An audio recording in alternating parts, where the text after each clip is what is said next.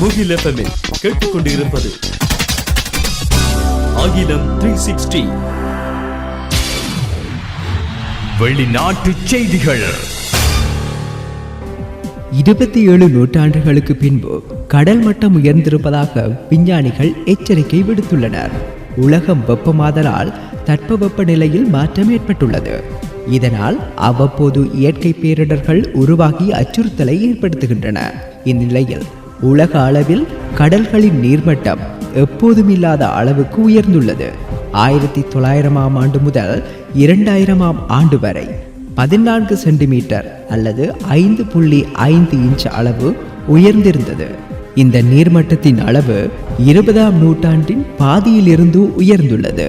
குறிப்பாக கடந்த 20 ஆண்டுகளில் அதிகரித்திருப்பதாக விஞ்ஞானிகள் தெரிவித்துள்ளனர்.